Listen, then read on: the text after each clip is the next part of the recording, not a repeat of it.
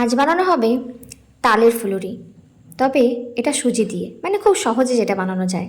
তোমাদের আমি চাল দিয়েও, চালের গুঁড়ি দিয়েও বানানো দেখাবো। প্রথমেই সুজি মেপে নেওয়া হলো 2 কাপ। মা সুজিটা মেপে একটা বড় পাত্রে রেখে দিল। তারপর নেওয়া হলো জল। সুজিটাতে জল দেওয়া হলো 1 কাপ। জল দিয়ে এটা মাখানো হলো।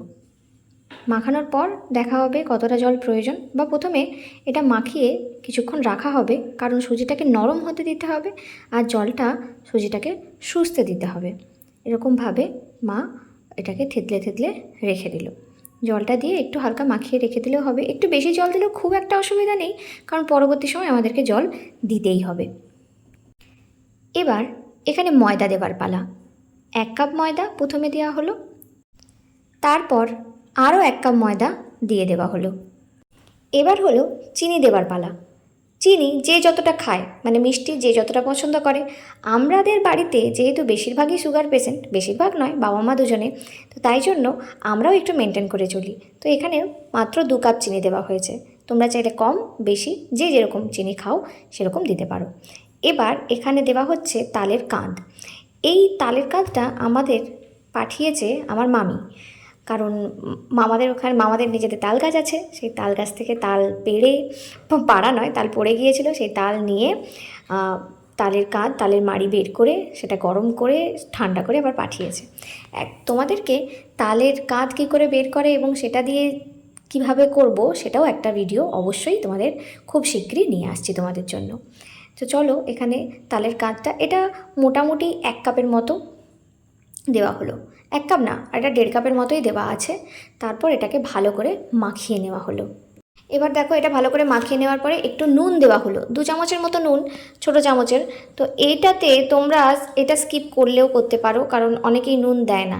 এবার যেটা দেওয়া হলো সেটা হচ্ছে মৌরি। মৌরির টেস্টটাই অন্যরকম, মানে এই টেস্টটাকেই বদলে দেয় যাকে বলে। তারপর নারকেল কোড়া হলো। দেখো, মা নারকেল কুড়িয়ে নিচ্ছে। এবার নারকেলটাকে ভালো করে কুড়ে এখানে দিয়ে দেওয়া হলো এই তালের যে ব্যাটারটা তৈরি করা হয়েছিল সেই ব্যাটারের মধ্যে ভালো করে দিয়ে দেওয়া হলো এবং মাখিয়ে নেওয়া হলো। দেখো, মা এখানে এটা মাখিয়ে নেবে। এটা মাখানোর পরে চিনিটাকে একটু মজতে সময় দিতে হবে, কারণ চিনিটা একটু মোটা মোটা দানার ছিল। তারপর কড়াই গরম করা হলো, কড়াইতে তেল দেওয়া হলো। কড়াইতে তেল দেওয়ার পর তেলটা গরম হওয়ার পরে এবার এখানে এই ব্যাটার থেকে ফুলুরি আকারে ছাড়া হবে। প্রথমে দেখে নেওয়া হলো তেলটা কতটা গরম হয়েছে। তো তেলটা গরম কতটা হয়েছে সেটা দেখার জন্য একটুখানি দিয়ে দেখা যেতে পারে, আর হাতে এরকম তাপ আসছে কিনা সেটা দিয়েও বোঝা যেতে পারে। প্রথমে একটুখানি দিয়ে দেখা হলো কতটা হলো। দেখো, তেলটা এখনও ভালোভাবে গরম হয়নি, তো তেলটা গরম হতে আরেকটু সময় দিতে হবে। এবার দেখো, ওটা তুলে নেওয়া হলো। ওটা তুলে নিয়ে ব্রহ্মাকে দেওয়া হয়েছে একটু। তারপর এবার ফুলুরি আকারে মা পরপর এখানে ছাড়তে শুরু করলো ফুলুরিগুলো। এবার এখানে খুব হালকা আঁচে এটা করা ভালো, কারণ ভেতরটা না হলে হবে না, উপরটা লাল হয়ে পুড়ে যাবে আর ভেতরটা কাঁচা থেকে যাবে। আমি অলওয়েজ একটা কাগজ নিয়ে নিই, সাদা কাগজ, যাতে এই তেলগুলো সোক করে নিতে পারে। তো তারপর এখানে মা তুলে তুলে দিল, আর আমি তো একদম হওয়া থেকে শুরু করেছি, অনেকগুলো খেয়ে নিয়েছি।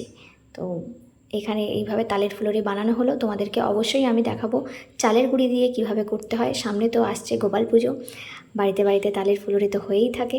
তো এই ভিডিও তোমাদের কেমন লাগলো অবশ্যই জানিও, আর আমার ভিডিও দেখার জন্য তোমাদেরকে অনেক থ্যাংক ইউ।